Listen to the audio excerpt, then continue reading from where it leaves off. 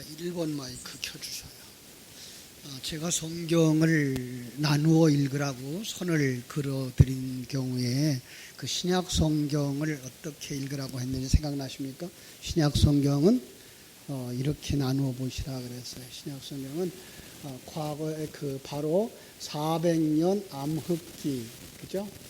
이 암흑기를 지내고 나서 복음서가 나오는데 이 복음서 자체가 400년 암흑기의 요약이라는 거죠. 그래서 이 암흑기에 나왔던 그 하나님의 계시가 없으면 계시가 없었다. 그러니까 뭐예요? 깨달음도 없다. 그래서 사실 사도행전 2장에 그 성령이 내려오시기 전까지는 그들은 하나님의 뜻을 깨달아 알지 못해요. 그래서 사도행전 28장까지의 역사를 가지고 한 달락이 져요. 그래서 400년 암흑기 플러스 복음서가 바로 그 400년의 이야기를 해주는 것이고, 거기에 예수가 오셨지만 그들은 깨닫지 못하는 상황이 빚어지며, 그리고 성령이 오셨을 때에야 비로소 그들은 깨달아 알게 되어지고, 성령 받은 다음에야 그 다음부터 거듭남의 삶이 시작되어지는 것이며, 그 거듭남의 삶은 이렇게 진행된다라고 하고 끝나요. 더 이것을 요약하자 그러면 이제 요한 계시록을 갖다가 여기다가 붙여주어서 이 계시록이 바로 우리가 공부하고 있는 부분인데, 1장부터 이야기한 것처럼 한 사람 만들기, 그 한 사람은 예수와 합하여진 나라고 말씀을 드렸어요. 그래서 이제 2장하고 3장에서 이 사람을 진단한 것 7교회죠. 그리고 4장부터 5장까지 해서 이 사람들의 장래에 완성되어질 모습들, 사실은 장래예라고 보지만 영적 세계에서는 이미 그리고 아직의 사건인 거죠. 보여주고 나서 뭐해요? 그럼 그렇게 이루어지기를 원합니다 라고 하는 6장부터 18장까지의 하나님이 주신 7인, 7나팔, 7대접을 통해서 하나님이 우리를 만들어요. 뭘로 만들어요? 본래 계획인 이 한 사람. 그런데 그 한 사람이 어떻게 그려지는가 하면 19장에서 신부의 모습으로 그려지고, 거기 신랑 되신 예수 그리스도가 등장하죠. 그리고 20장에서 바로 이 신랑과 신부를 만들기 위해 필요했던 모든 소품들을 우리 그 쓰레기통에 버리고, 그리고 21장, 22장에서 완성되어진 바로 신부의 모습, 그것을 예루살렘 이렇게 설명하고, 그것을 성전 이렇게 얘기해서 하나님이 만드시려고 했던 바로 하나님의 나라, 그리고 신부, 그리고 성전의 모습이 이렇게 완성되어지는구나 해서 요한계시록까지 이렇게 우리는 볼 수가 있어요. 이게 사실 신약 성경인 거죠. 신약 성경의 내용이 이렇게 되어 있어요. 그러면 서신서들은 여기에다 계속 이제 덧붙여 주는 거죠. 서신서들은 여기다 덧붙이는 게 아니라 어디다 덧붙일까요? 여기다 덧붙여야 돼요. 사도행전에다가. 그래서 사도행전에다가 계속해서 서신서들을 붙여서 서신서를 통해서 우리의 그 거듭남의 과정이 더 풍성해지고 더 확실해지고 그것이 생명이 되어지도록 하는 일을 서신서들이 도와주어서 바로 이렇게 한 사람으로 완성되어지는 그림을 우리가 그려낼 수 있다 그랬습니다. 그렇죠? 자, 성경은 이렇게 우리에게 하나님에 관해서, 그리고 하나님의 나라에 관해서 설명해 주고 있어요. 그걸 갖다가 계시라고 말하죠. 계시에는 두 가지가 있어요. 일반 계시와 특별 계시가 있어요. 자, 일반 계시라고 하는 이야기는요, 우리가 일반적으로 다 볼 수 있는 거예요. 사시사철의 변화, 그죠? 결혼하면 자녀들을 낳고, 그죠? 임신하면 10달 지나면 아기를 낳는 그리고 이렇게 세월이 변하는 것들을 통해서 뭘 볼 수 있는 거면 하나님의 존재에 대한 이해를 하게 되어 있는 거예요. 네. 그리고 특별 계시가 있어요. 특별 계시를 통해서도 이것은 뭐예요? 이건 이적을 통해서 일어나고 있는 거예요. 이건 일반적인 그 계시의 방법이라면 이건 특별한 계시의 방법인 거죠. 잘못 설명했어요. 실수. 엄청난 실수예요. 자연 계시와 초자연 계시.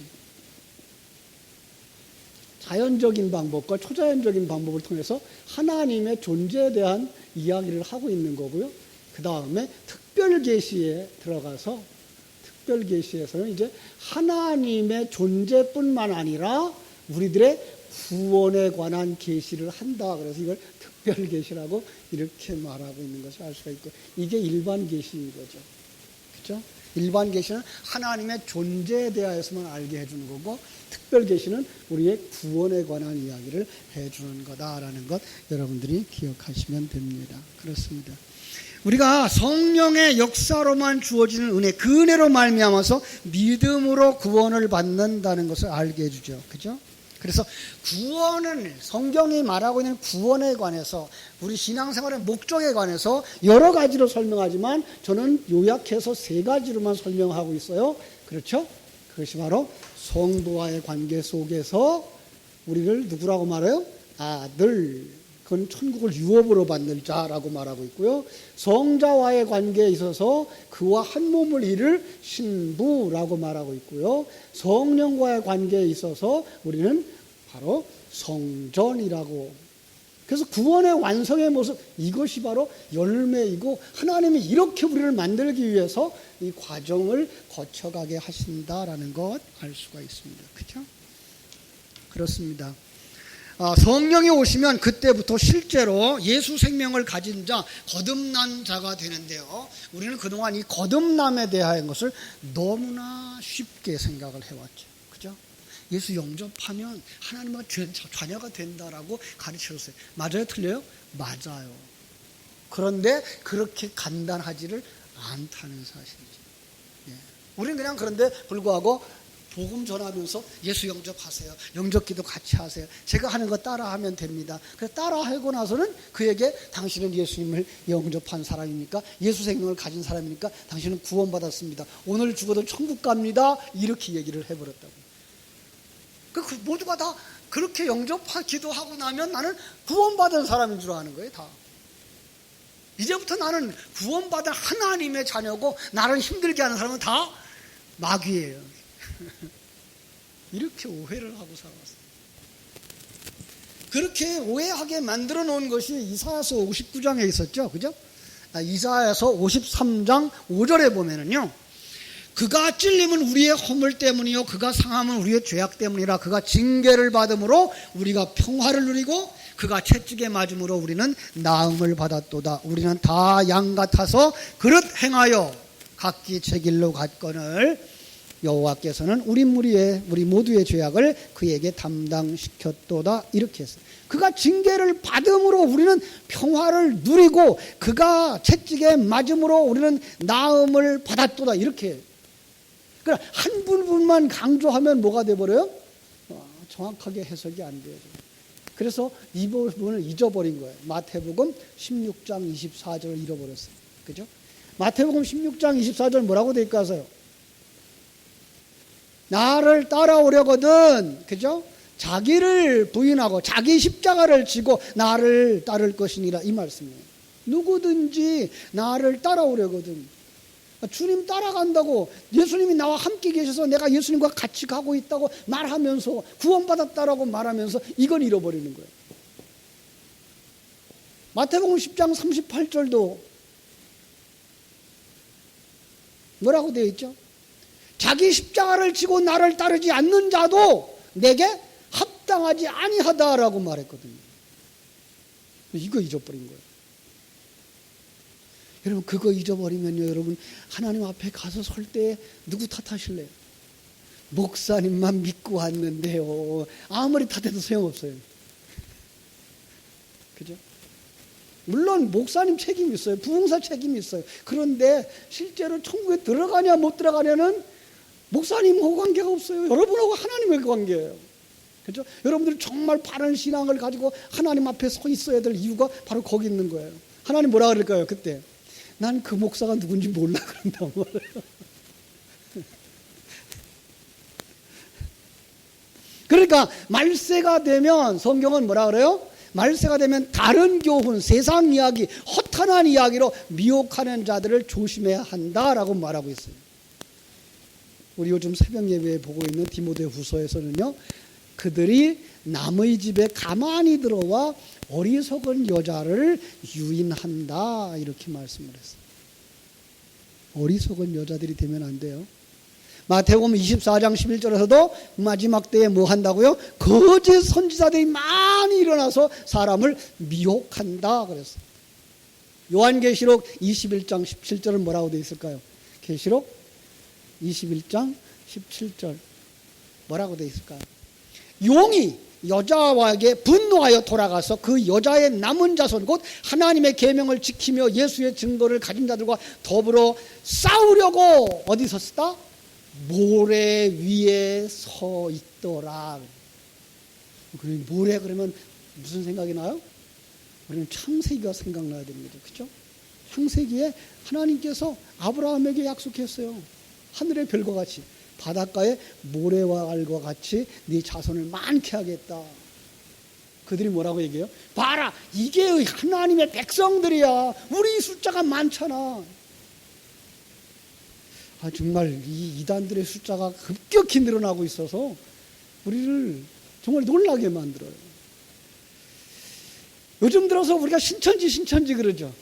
그래서 신천지가 금년 반년 동안에 몇 명 늘었는가 하면 15,000명이 교육을 받고 정식으로 그 교인이 되었대요. 6월 며칠 날 졸업식을 했대요. 수료식을. 근데 거의 15,000명. 금년에는 적어도 3만 명 이상이 그들이 숫자가 늘어날 거래요. 그래서 지금 그들이 숫자가 자기들은 14만 4천 명 차면 천국에 간다 그러더니 벌써 17만 명이 넘었대요. 17만 명. 근데 이건 아무것도 아니에요. 가만히 퍼져가는 이단이 있는데 이 하나님의 성회, 하나님의 교회, 하나님의 성회가 아니고 하나님의 교회, 하나님의 교회 세계복음 선교협회라고 하는 이 안상홍 아버지 하나님 그리고 장길자 어머니 하나님을 믿는 사람들이 숫자가 250만 명이에요. 우리나라만이 아니고 전 세계적으로. 놀라워요 이거는요. 그리고 그 목사님들이 힘들게 성도들과 같이 교회를 건축하다가 교회가 부도가 나서 경매에 넘어가면요 이 사람들 털커덕 돈 내고 사서 십자가 띄워버리고 거기다가 자기들 간판 탁 갖다 걸어버려요. 그러면서 그들이 하는 얘기가 뭐냐니까요. 하나님이 함께하니까 이렇게 숫자가 늘어나지 그러고 있어요. 참 무서운 얘기예요. 그죠? 우리는 그때 뭘 봐야 돼요? 계시록 21장 7절을 봐요. 참 안타까운 일이죠. 자, 그래서 신앙생활은 첫 걸음이 중요해요. 성경을 읽을 때 성경의 흐름을 놓쳐버리면 딴소리 하게 돼요. 제대로 배우지 않으면 성경을 의미로 해석하고 내게 좋은 일이 있을 거야 라는 소망 쪽으로 해석하게 되죠. 요한계시록 11장도 마찬가지예요. 자, 요한계시록 11장을 볼 때에 우리는 어디서부터 봐야 돼요? 11장. 여기에 들어가 있는 숫자죠. 물론 여기서부터 보아서 내려올 수 있으면 더 좋아요. 그런데 여기서부터 보지 못한다고 할지라도 지금 6장부터 18장 사이에 있는 일곱인 일곱 나팔 일곱 대접 속에 있는 본문이구나를 잃어버리면 안 돼요. 그리고 11장을 해석하기 위해서는 바로 앞에 있는 9장 13절부터 풀어볼 수 있어요. 9장 13절이 뭐죠? 6번째 나팔이 부러지고 있는 것을 보게 되는 거죠. 일곱 나팔. 여러분, 일곱 나팔 그러면 일곱이라는 숫자는 뭐라 그랬어요? 완전한 수. 그리고 나팔은 무슨 나팔? 복음의 나팔. 예, 그러니까 완전한 복음인데 그 완전한 복음이 부분 설명되어지고 있는 것이고, 그 복음이 떨어질 때 이러한 상황들이 여기는 일어나고 여기도 일어나고 여기도 일어나고라는 시간적으로 보거나 순서적으로 보지 않아야 되는 거예요. 특별히 이 7개의 숫자를 이야기할 때 앞에 4개와 뒤에 3개를 나누어 보라 그랬어요. 그래서 앞에 있는 4개는 옛사람을 부수고 세상을, 사단을 멸하는 그 멸망의 가장 강한 강조를 하고 있고요. 그리고 뒤에 있는 3개의 나팔, 3개의 인은 뭐예요? 그 속에서 하나님의 사람이 그래도 나오더라라고 하는 쪽을 우리가 볼 수 있어야 된다 그랬습니다. 그죠? 그래서 9장 20절, 9장 우리가 한번 봤죠. 9장 20절에서 6번째 나팔에 그들이 죽어요. 수많은 사람들이 죽어요. 사람들의 3분의 1이 죽어요. 그런데도 불구하고 20절, 21절 뭐 하더라? 회개하지 아니하더라. 그랬어요. 회개하지 아니하더라. 예, 그죠? 참 안타까운 거죠. 하나님의 경고, 하나님의 심판, 재앙이 내려도 세상 사람들은 회개하지 않더라. 그런데 11장에서 증인들이 나와요. 아니, 사람들은 회개하지 않는데 어떻게 11장에서 증인이 나오느냐? 10장에 있는 거죠. 그들은 뭐 했던 사람이더라? 하나님의 두루마리를 먹은 자들이더라. 그렇죠? 하나님의 두루마리를 먹은 자들. 그걸 갖다 뭐 예수 영접한 사람들. 요한복음 1장 14절에 보면 예수님이 그들 가운데에 장막을 친 사람들. 그러니까 구약의 광야 속에서 그들의 장막 친 이야기, 에레미야서 31장 31절로 33절에서 하나님의 말씀을 우리 가슴에 새긴다는 이야기, 예수님을 영접한다는 이야기, 이게 다 뭐예요? 하나로 연결되어져서 누구의 얘기를 하고 있는 거예요? 내 얘기하고 있는 거예요. 예. 우리가 하나님의 증인 되려면 이 어두움의 세상 속에서 사람들이 다 죄악과 함께 살아가고 세상적인 윤리와 도덕을 가지고 그것이 전부인 양 살아가지만 그 속에서 하나님의 사람 된 여러분과 나는 그 하나님의 말씀을 받아먹은 자들이고 그 말씀을 되새김질해서 그 말씀이 우리 속에 생명이 된 자들이고, 그죠? 그걸 갖다 뭐라 그래요? 거듭난 사람이라 그러고 하나님의 말씀이 그 사람의 마음판에 새겨진 사람이라고 말하고 있는 거예요. 그죠?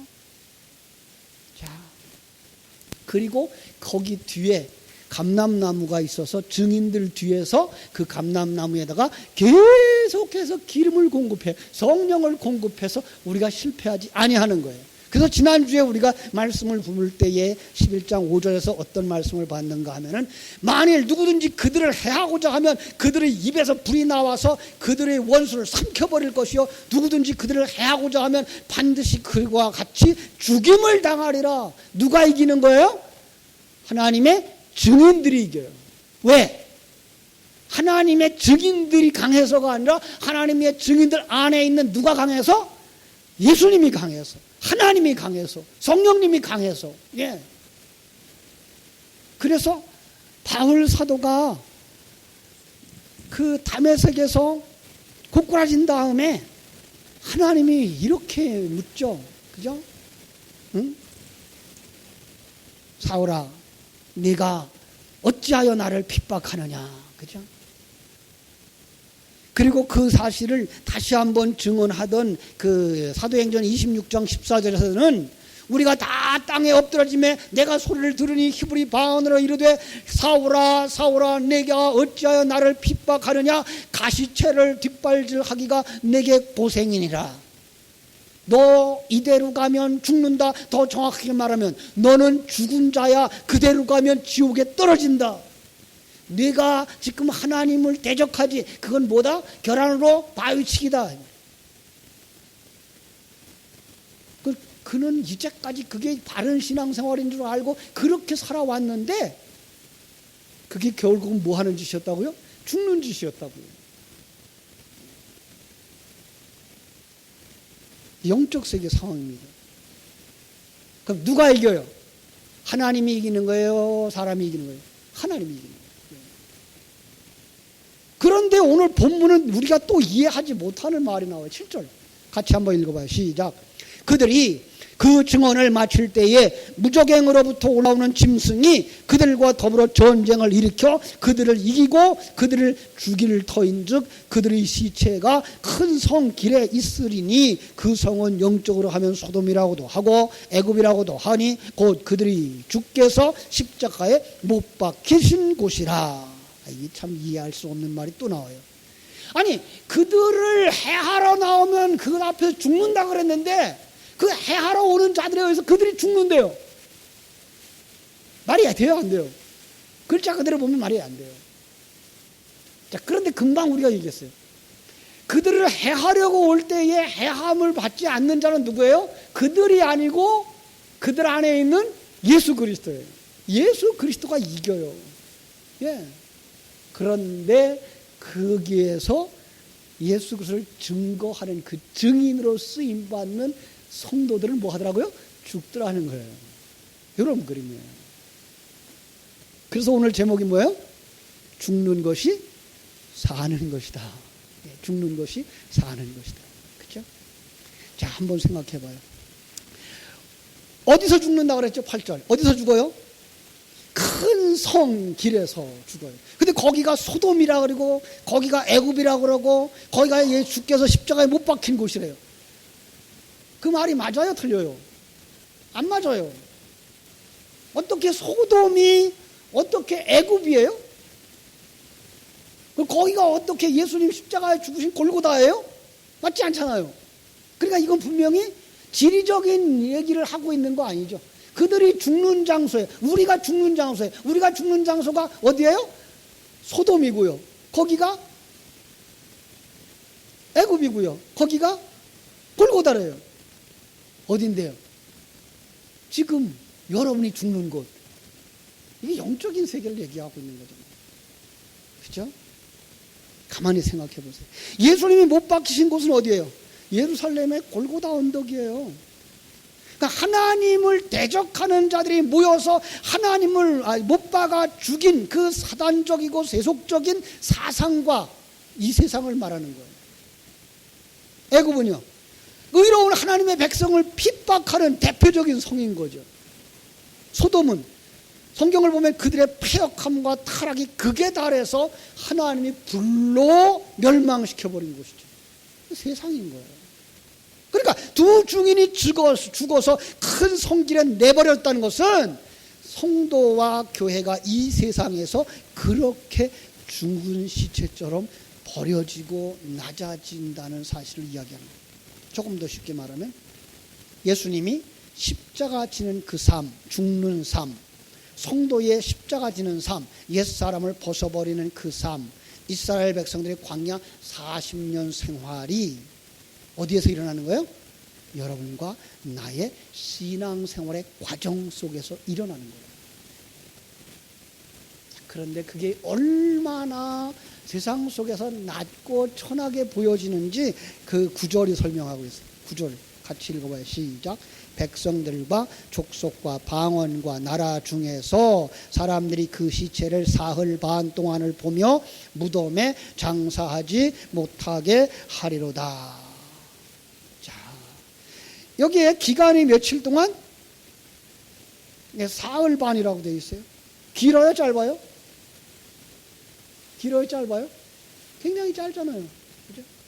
아니, 성경에 성도들의 죽음의 기간, 이스라엘 백성들의 광야 생활은 40년으로 말하고도 어떤 때는 1260일이라고 말하고 어디에는 42달이라고 말하고 어디는 3년 반이라고도 말하는데 왜 여기는 사흘 반이라고 되어 있죠?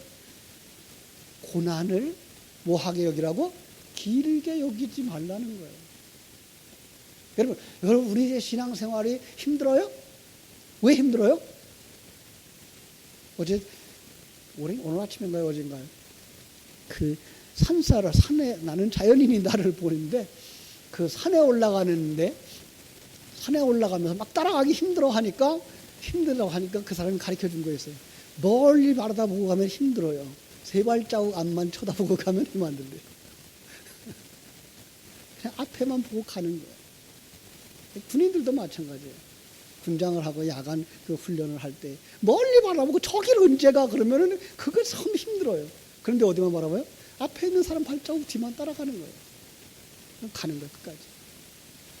자, 오늘 이렇게 짧게 여기라는 거예요. 그런데 짧게 여겨야 되는데 그들이 어떻게 장래 지내지도 못한다는 거예요. 유대인의 사고 속에서 이 말을 듣는 순간 그들은 이건 수치 중에 수치라는 거예요. 가장 낮고 멸시당하는 그런 모습인 거예요. 누가? 성도들이 이 세상에서의 삶이. 예. 자, 성도들은 이 세상에서 죽었어요. 로마서 6장 11절 여러분 기억하십시오. 이와 같이 너희도 너희 자신을 죄에 대하여는 죽은 자요 그리스도 예수에 대하여 하나님에 대해서는 산 자로 여길지어다. 예. 우리는 이 세상에 대해서 죽은 자예요. 죄에 대하여, 여기 말하는 죄가 뭐예요? 세상, 사단, 육신의 욕망, 나 중심의 속성에 대해서는 죽은 거예요. 그 반응하지 않는 거예요. 그러면 세상은 하나님의 사람들, 교회를 이겼다라고 생각하죠. 그 성경 속에 그런 사람 모습들 많잖아요. 바벨론이 유다를 침략해서 전부 포로로 잡아갔어요. 그들이 뭐예요? 이겼다 그러죠. 다니엘을 사자굴 속에 집어넣었어요. 우리가 이겼다 그러죠. 그죠? 그런데 하나님은 뭐 하고 있어요? 그 속에서 자기 백성을 완성시켜 가고 있어요. 네. 그러니까 우리는 세상의 눈 가지고 우리의 모습을 보면 안 돼요. 하나님의 눈을 가지고 봐야 돼요. 네.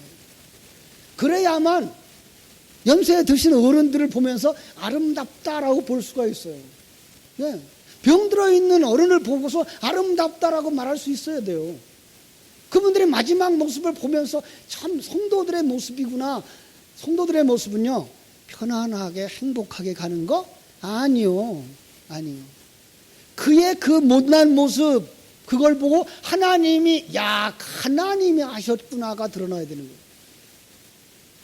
제가 오늘 낮 시간에도 그런 설명을 했습니다만은, 목사님들의 마지막 순간이 아주 천사와 같으면, 하나님은 안 보이고 뭐 안 보여요? 목사만 보이게 돼 있어요. 그러니까 목사님들의 마지막도 뭐예요? 무너져서, 한경직 목사님 어떻게 돌아가셨다고 얘기 안 들었죠? 못 들은 게 보여요. 우리는 깨끗해요. 그런데 그분 마지막에 이렇게 벽에다 그림 그리고 가셨대요.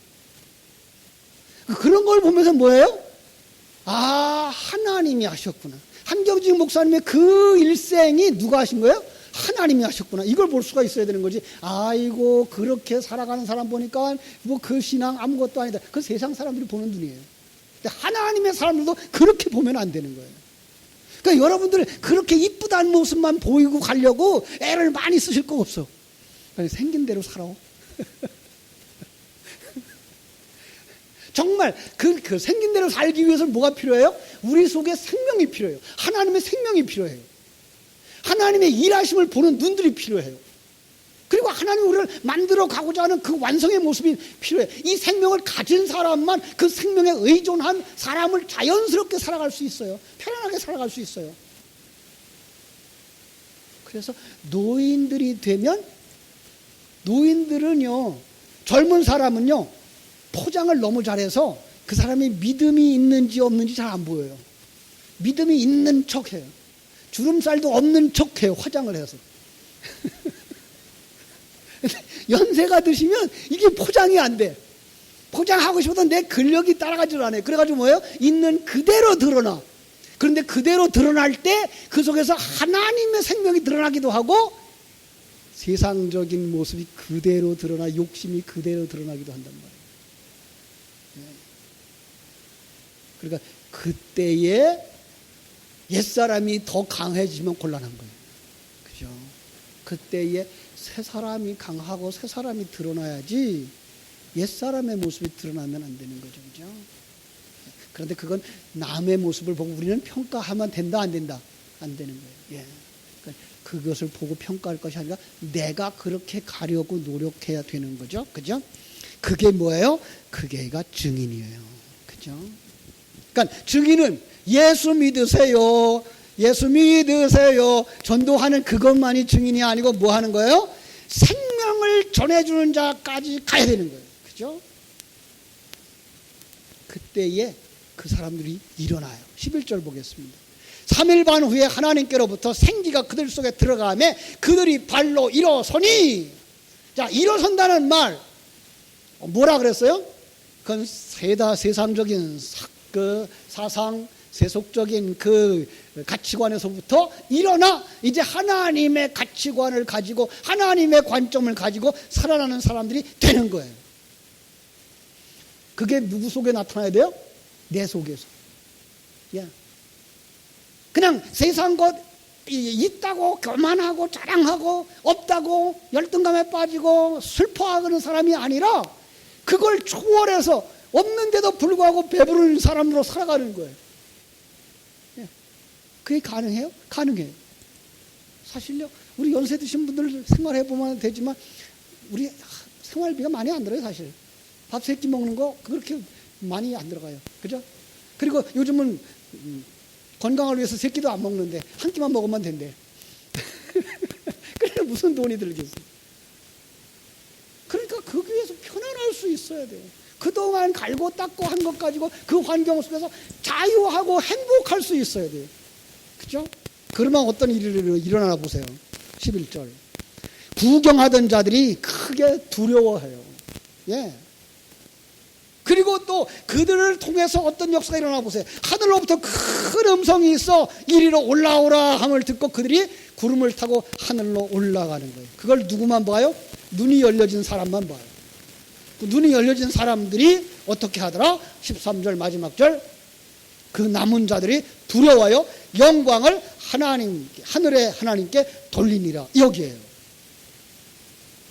예, 그들의 죽는 모습을 보고 그들이 비천한 모습을 보고 그것을 보던 사람들은 그냥 그렇게 당하는 거구나. 아이고 저게 무슨 믿음이야, 저게 무슨 행복이야, 저게 무슨 하나님 믿고 사는 거야, 아름다움이야 라고 말하지만 신령한 눈이 열려진 사람은 그 속에서 누굴 보는 거예요? 하나님을 보는 거예요. 그가 완성된 모습을 보는 거예요. 예. 그리고 그가 그 자리로 돌아오는 거예요. 예. 이게 증인이에요.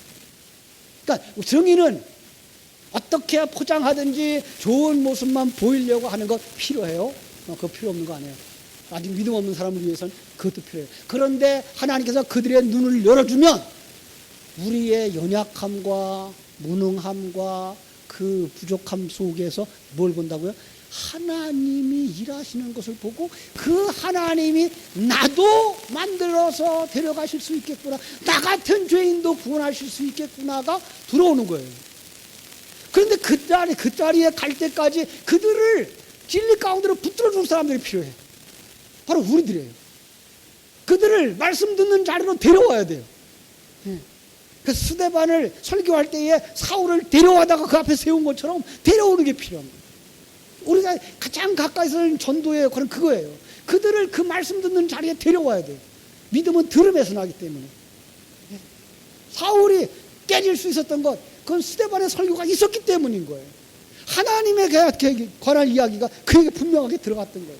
이제까지 그는 잘하고 있다고 생각하고 잘 알고 생각하고 있다고 생각했던 것들이 바꿔지는 역사가 스데반의 설교를 통해서 일어났던 거예요. 그렇죠? 바로 그 말씀 듣는 자리에 들어와야 되고, 그리고 더 나아가서는 우리가 그 생명을 가진 삶을 누리면서 살아감으로 말미암아서 우리가 하나님의 나라를 누리면서 살아가야 돼요. 그게 뭐예요? 하나님 나라에 들어간 거예요. 그걸 보는 눈들이 열려지는 거예요. 성경에 그 얘기가 많잖아요. 아브라함이 실패하고 그런데 마지막에 아비멜렉이 다가와서 아브라함에게 뭐 맺자 그래요? 동맹을 맺자 그래요. 그는 나라의 왕이에요. 그가 어떻게 한 사람한테 와서 동맹을 맺자 그래요? 그의 눈이 열려서 그 아브라함과 함께 하시는 하나님을 본 거예요. 예. 이삭의 삶 속에서도요, 그 연약함과 부족함, 양보하는 삶 속에서 나중에는 아비멜렉이 또 동맹을 맺자고 오는 거예요. 지금은 그들이 큰 소리치고 지금은 그들이 우리를 비웃을지 모르지만 하나님께서 그들의 눈을 열어주는 순간 믿음으로 살았던 우리들에게, 진리를 가진 우리들에게 다가와서 나도 그 예수 믿자라고 나오게 되어져야 되는 줄로. 그죠? 이게 믿음이죠. 이게 증인이죠. 그러기 위해서 어떻게 해야 돼요? 들어야 돼요. 그리고 되새김질 해야 돼요.